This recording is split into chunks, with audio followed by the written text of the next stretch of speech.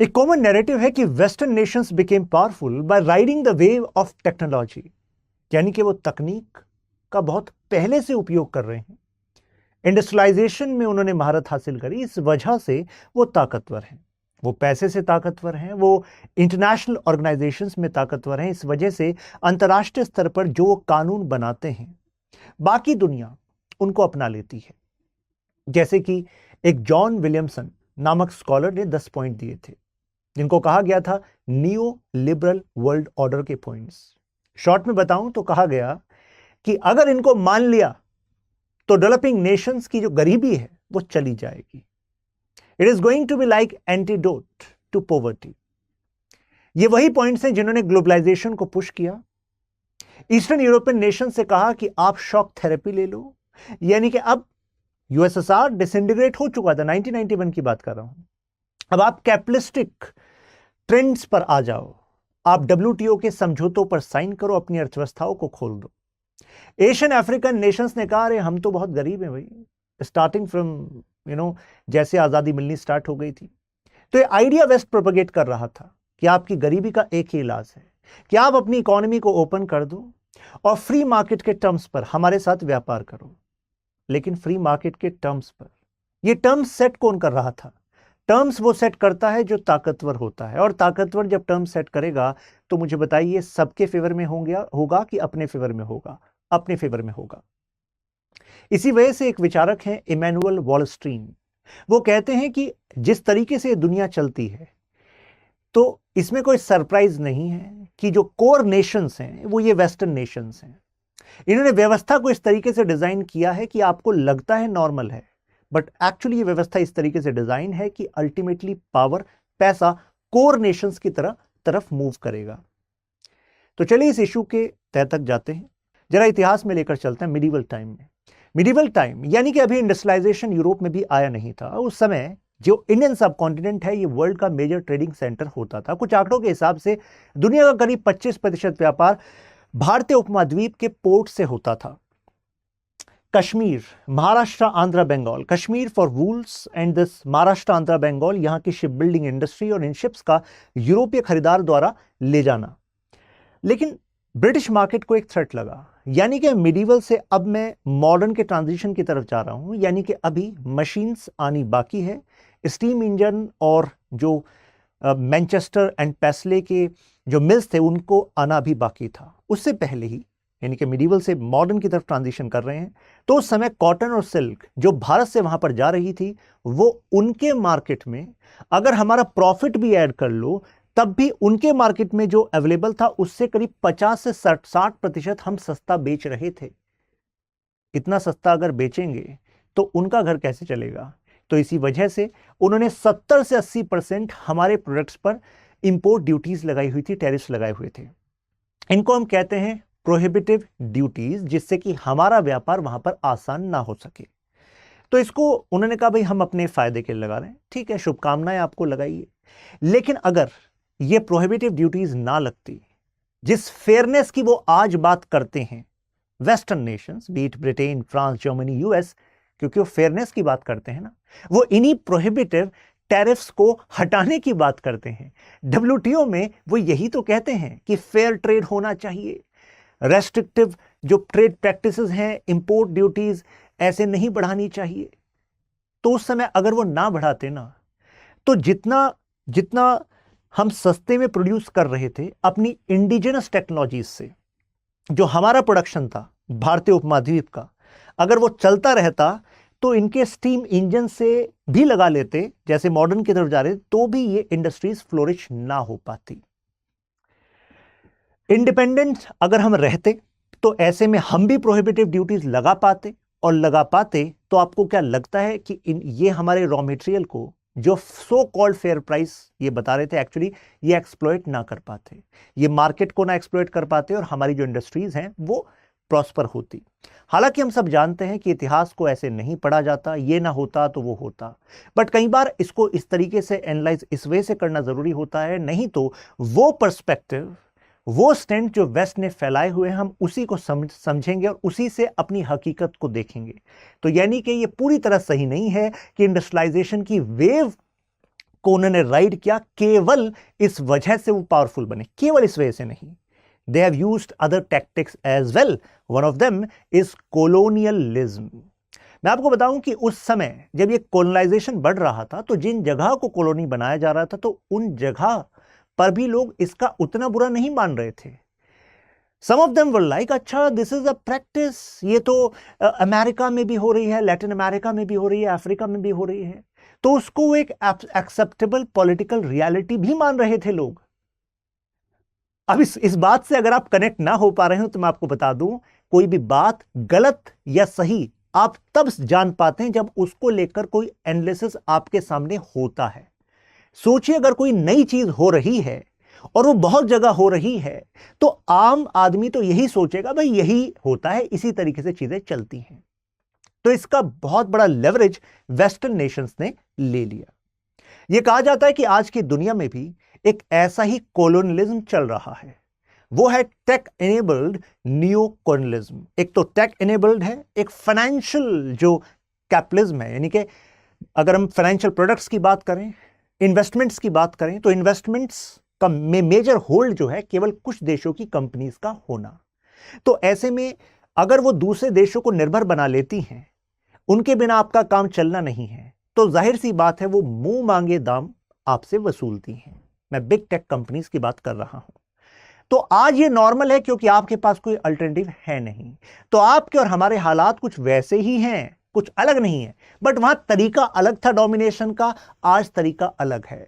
आज से 50 साल बाद अगर कोई सोच रहा होगा कि यार ये कैसे करने दिया ईस्टर्न नेशंस ने, टेक बेस्ड डोमिनेशन चलता रहा और फिर भी ये ईस्टर्न नेशंस खुश होते रहे कि नहीं यही तरीका है, आप कहेंगे अरे बेनिफिट भी तो मिल रहा है ना इन बिग टेक कंपनी। बिल्कुल बेनिफिट मिल रहा है, कुछ ऐसा ही बेनिफिट तब भी तो मिल रहा था उन कॉलोनीज से, क्योंकि these people when they were coming they were also bringing modernisation, they were saying we are bringing rails, we are bringing roads, we are bringing new civil engineering marvels, we are building canals in your nation.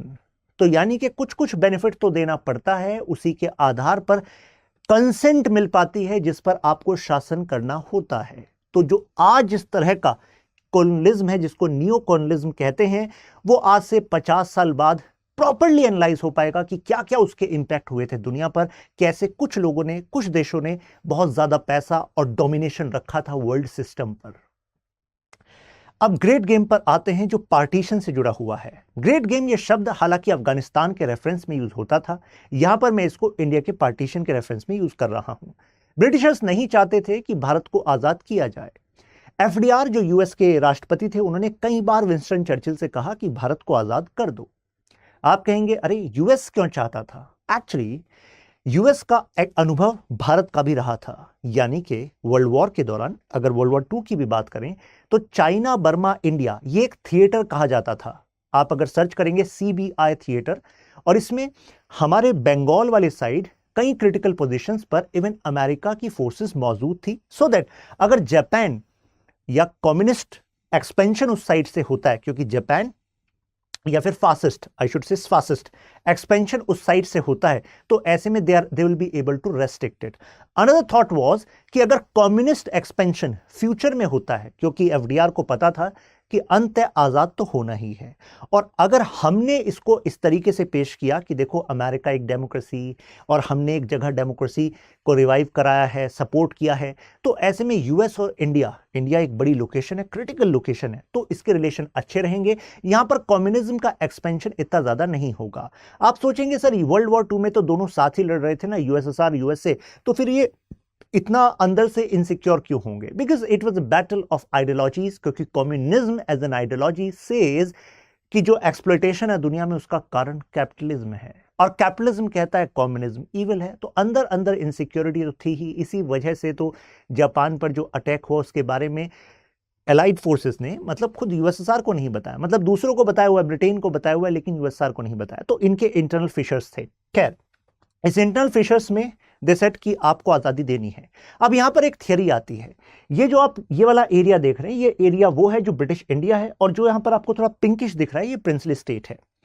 Theory ये है कि Winston Churchill का ये दिमाग था कि अगर इस पूरे एरिया को आजाद कर दिया जाए और ये प्रिंसली स्टेट्स यूनिफाई हो गए, क्योंकि देखिए when it comes to strategy you have to think of all possibilities, तो ऑल पॉसिबिलिटीज वो भी सोच रहे थे। तो ये थियरी कहती है कि अगर ये पूरे को आजादी दे देते तो हो सकता है कि भारत की लोकेशन, भारत के रॉ मटेरियल और इसका लोकेशन मिडिल ईस्ट के पास होना। मिडिल ईस्ट, अब आप खुद ही सोच ले, यहां ईरान है और ईरान ऑयल रिच है, right? Middle east gulf is oil rich, energy rich. तो कहने का मतलब यह है कि यह क्षेत्र बहुत तेजी से बढ़ सकता था, बहुत तेजी से तरक्की कर सकता था। इससे मुझे बताइए जो वेस्टर्न डोमिनेंस है, चाहे वो ब्रिटेन हो चाहे यूएस हो, उनकी डोमिनेंस को एक थ्रेट था कि नहीं था? था। और इस वजह से इंटरनेशनल पॉलिटिक्स का एक बहुत ही फेमस टूल है। एक तो होते हैं एनिमीज, एक होते हैं frenemies. Frenemies, who are frenemies? Frenemies are who are going to look like a friend but inside they are enemies. तो दे मे ऑफर अस कि अरे आप कॉमनवेल्थ का पार्ट बन जाइए, हम आपको इंटरनेशनल पॉलिटिक्स में आपके स्टेचर को इंप्रूव करेंगे। These were the kind of offers which Britain was giving us. लेकिन साथ में ये भी एक थ्योरी है कि वो चाहते थे कि ये डिवाइड हो जाए, अगर पेनफुल डिवीजन होगा तो आपस में ही लड़ते रहेंगे। और साथ में ये वाला जो एरिया है, ये जो मिडिल ईस्ट वाला एरिया है प्लस उधर सेंट्रल एशिया वाला एरिया है, क्योंकि यहां पर एक थ्योरी है कि जो इस एरिया पर राज करेगा, यानी कि सेंट्रल एशिया, यानी कि जस्ट अबव अफगानिस्तान, वो लैंड मास पर राज करेगा। It is Eurasia. तो यूरेशिया पर जो राज करेगा वो दुनिया पर राज करेगा। तो कोई पॉसिबिलिटी वो चाहते नहीं थे कि ये एरिया इतना ज्यादा स्ट्रांग हो कि वो यूरेशिया के साथ कनेक्ट हो, बेनिफिट ले ले। हालांकि उनको ये था कि थ्रेट कोई भी हो, चाहे वो यूएसएसआर हो, क्योंकि उस समय तो उनका कहना था कि अगर वहां से थ्रेट हुआ, they wanted alignment along with them, यानी कि वही बात कि भाई ये क्षेत्र जो है उनके फेवर में रहे, यूएसआर के फेवर में ना रहे। द पॉइंट इज हम डिवाइड हुए और डिवाइड होने के बाद हम आज तक उस इश्यूज में उलझे हुए हैं। कितने सारे हमारे जवान, कितने सारा हमारा पैसा इसी जगह लगता रहता है। कंपेल्ड बाय अमेरिकन्स, मैंने आपको बताया कि एफडीआर चाहते थे विंस्टन चर्चिल, और फिर फाइनली अटलांटिक चार्टर। ये एक्चुअली 41 में एक फैसला हुआ था कि ग्रेजुअली हम सेल्फ डिटर्मिनेशन राइट्स देंगे जहां जहां भी ये कॉलोनीज हैं। अब इंडिया का अभी क्या कंटेक्स्ट है, मतलब आज भी वो नेचुरल कनेक्शन है। हम बात कर रहे हैं क्या वेस्ट नेचुरल एनिमी है? इंडिया शुरुआत से, यानी कि 1947 ऑनवर्ड्स हम देखते हैं हम स्ट्रेटेजिक ऑटोनॉमी को पुश करते आए हैं। यानी कि जब कोल्ड वॉर चल रहा था वर्ल्ड में, एक तरफ यूएसआर एक तरफ यूएसए, दे वांटेड कि भाई हमारे साइड आ जाओ, हमारे साइड आ जाओ। हमने क्या कहा? Non align movement. अब इस पर क्योंकि एफडीआर जा चुके थे, अब ट्रूमैन आ चुके थे, तो हैरी एस ट्रूमैन बहुत नाराज थे इस बात से। उनका कहना था कि नॉन अलाइनमेंट हमें बिल्कुल पसंद नहीं है, it's a very bad idea. और उन्होंने कहा कि जो जवाहरलाल नेहरू है, he is an opportunistic person. Opportunist, is an opportunist. ये अपने फायदे की बात करें, अवसरवाद की बात करें, ये नहीं देख रहे कि कम्युनिज्म जैसे इविल को बढ़ावा मिलेगा इससे। खैर, हमने कहा कि देखो हमें हमारे नेशनल इंटरेस्ट के बारे में सोचना है। हालांकि हमारी लीनिंग यूएसएसआर की तरफ थी, हम सब इस बात से वाकिफ हैं। ऐसा था क्यों? देखिए, जिस देश में मास पॉवर्टी होती है वहां पर सोशलिज्म सबसे अट्रैक्टिव पॉलिटिकल आइडियोलॉजी होती है। हालांकि जवाहरलाल नेहरू क्योंकि ब्रिटेन में पढ़े थे, तो कहा जाता है वो फैबियन सोशलिज्म, बहुत ही प्रेवलेंट एक आइडियोलॉजी वहां पर चल रही थी, उससे प्रेरित थे। इसका मतलब यह होता है कि देखो, ना तो हम यूएसएसआर जैसा बनना चाहते, ना ही हम ये चाहते कि हम वेस्ट जैसे कैपिटलिस्ट बन जाएं। हम बीच का रास्ता अपनाएंगे।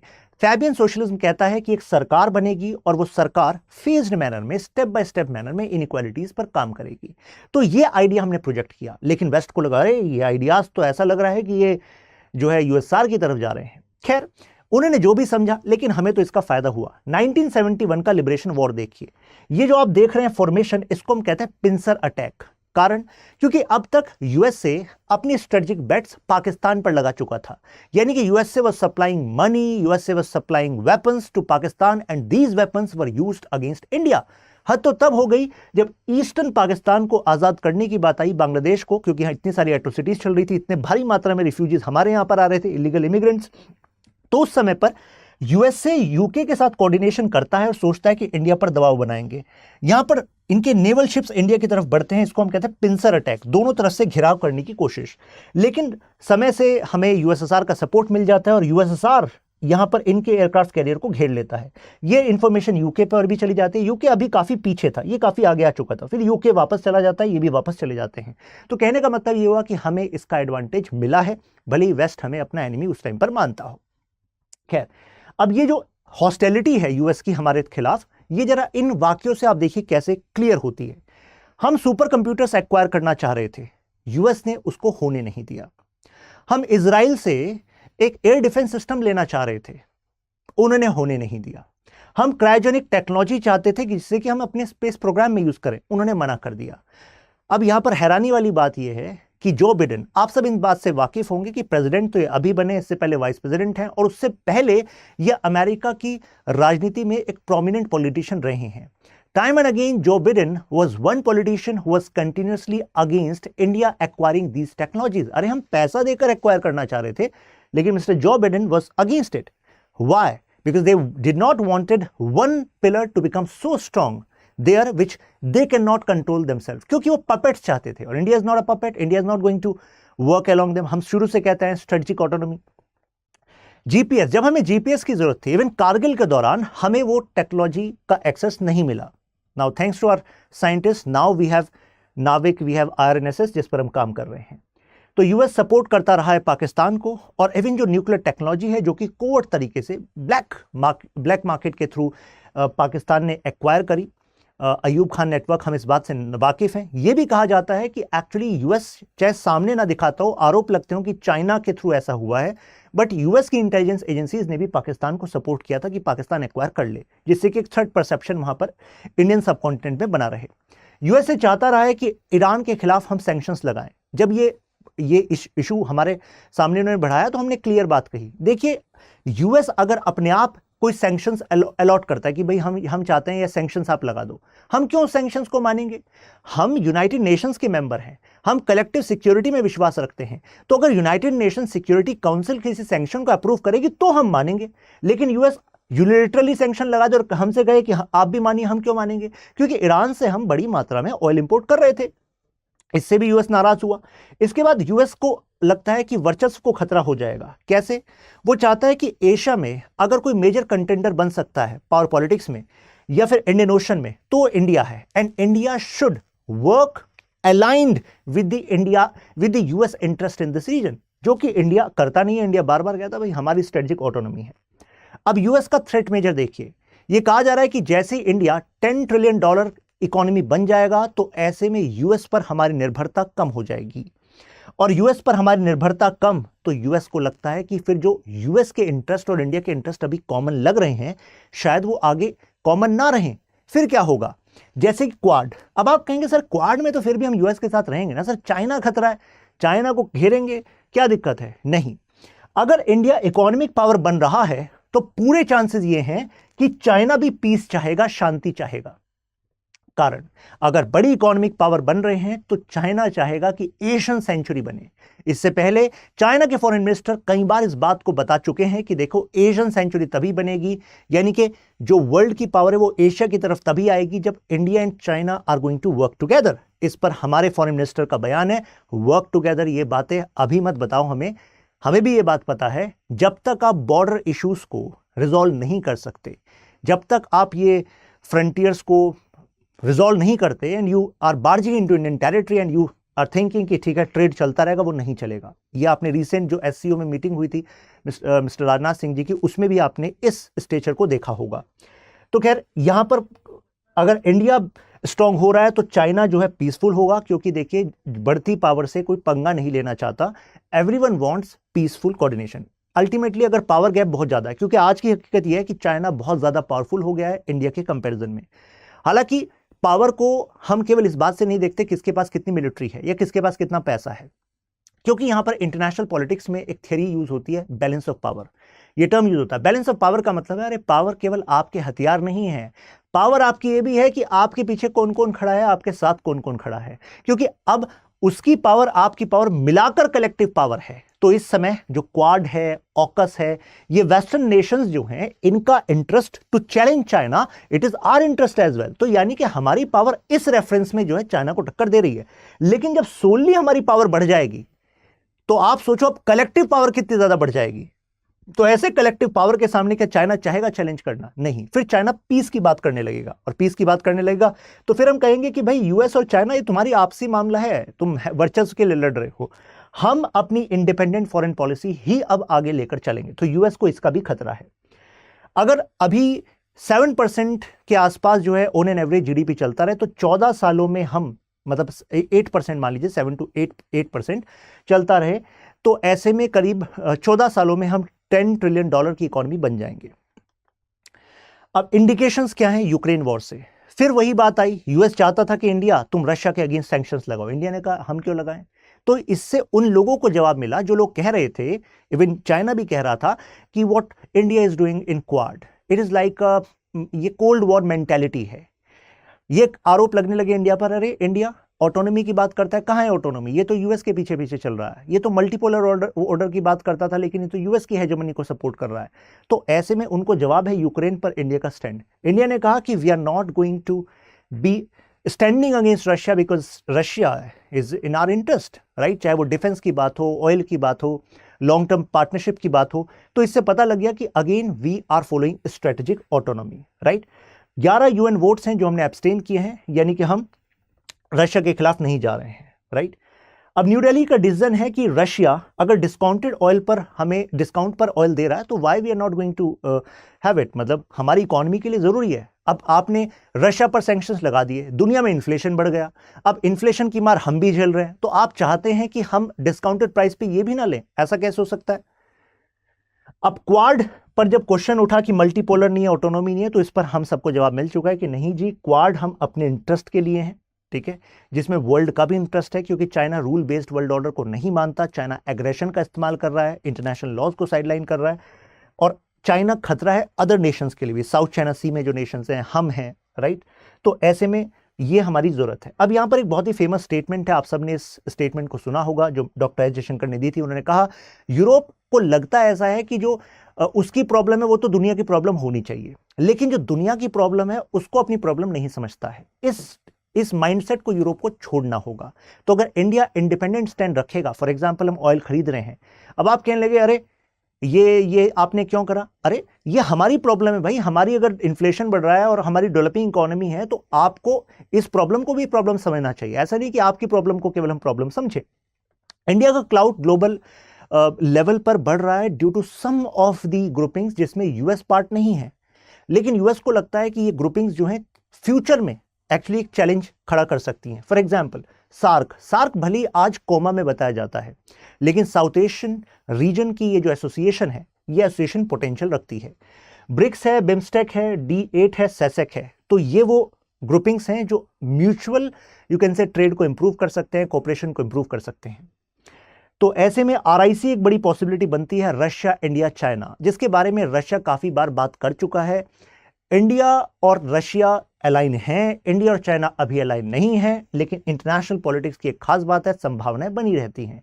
ऐसा में इससे पता लगता है, जैसे कि विंटर ओलंपिक्स के समय रशिया चाइना ने बयान दिया था कि वो इंडिया का जो अभी स्टैंड है, जहां पर वो स्ट्रेटेजिक ऑटोनॉमी शो करता है, तो वो इंडिया की रेस्पेक्ट करते हैं और ब्रिक्स में साझेदारी पर काम करते रहेंगे।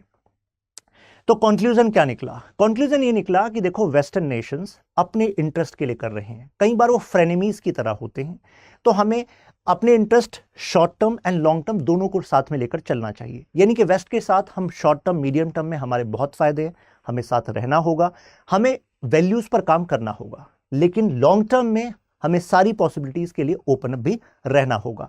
वेस्ट कई बार कोशिश करता है कि दूसरे देशों में वीक ग्रुप को इंस्टॉल कर दो एज रूलर, जिससे कि अब वो जो इंस्टॉल हुआ एज रूलर, तो अब उसको लगातार जरूरत पड़ती रहेगी वेस्ट की for actually having their rule.